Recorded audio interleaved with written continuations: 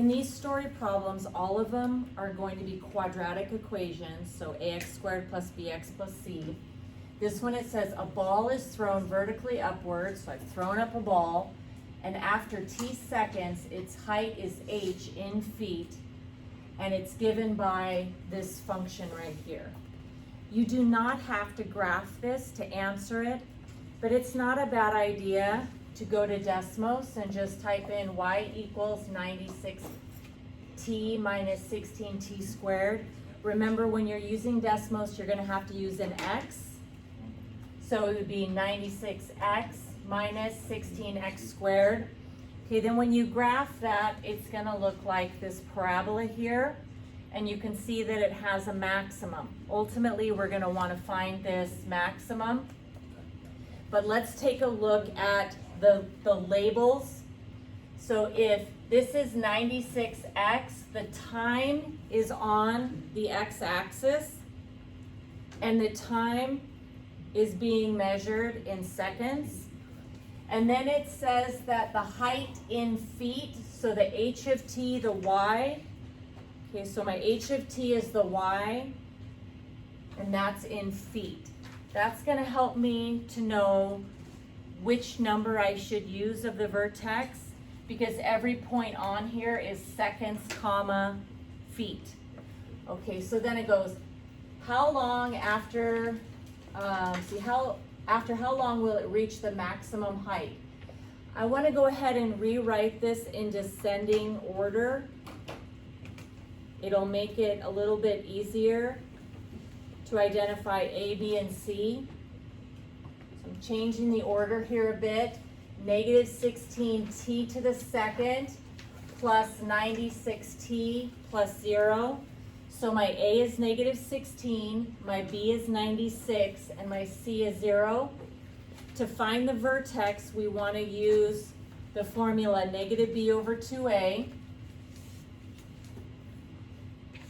The b, notice I put a set of parentheses, and the a set of parentheses. So in for b, I put 96, and in for a, I put negative 16. Negative 96 over 2 times negative 16 is negative 96 divided by negative 32, which is 3. So what I know so far is the vertex here is 3 comma something. So now I'm going to go ahead and substitute in the 3 into our equation. So if I substitute the 3, 96 times 3 minus 16 times 3 squared, I end up getting 144.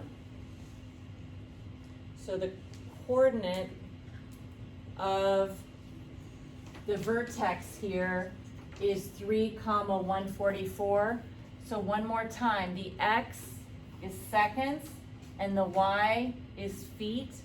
So at 3 seconds, the maximum height is 144 feet. So how long to reach the maximum height? 3 seconds. What is the maximum height? 144.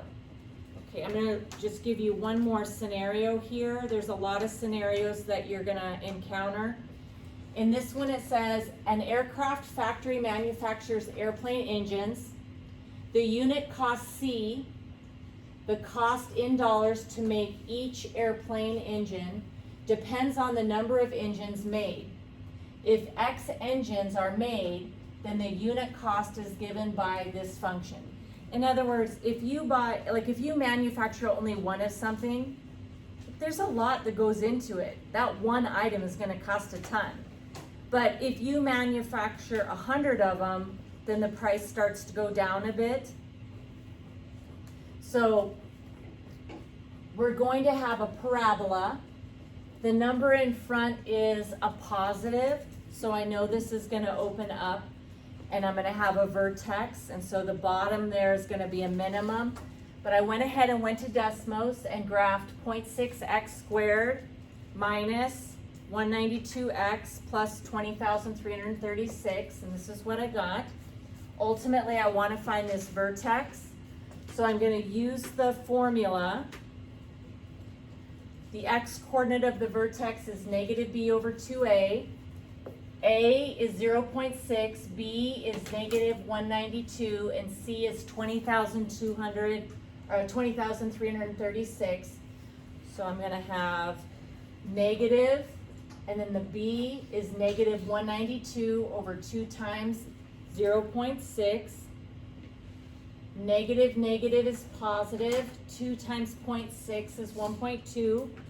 192 divided by 1.2 is equal to 160. So I found the x-coordinate. And then I'm going to substitute 160 into my equation. And when I've made that substitution, I find out that we get 4,976. So that is going to be my vertex. Whoops.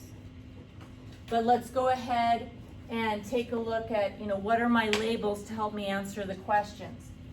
So in this, the X's, when we read the X, if X engines are made. So the X's are the number of engines that have been made. Okay, so my x-axis, number of engines. And then C, or C of X.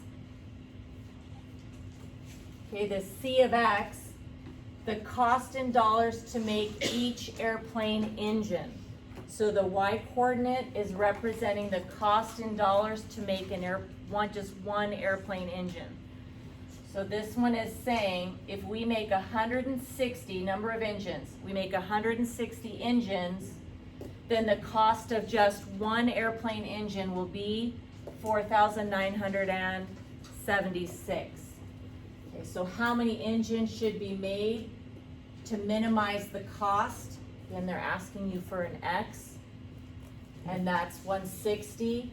What is the minimum cost per engine? Your y-axis is the cost per one engine, and that's 4,976.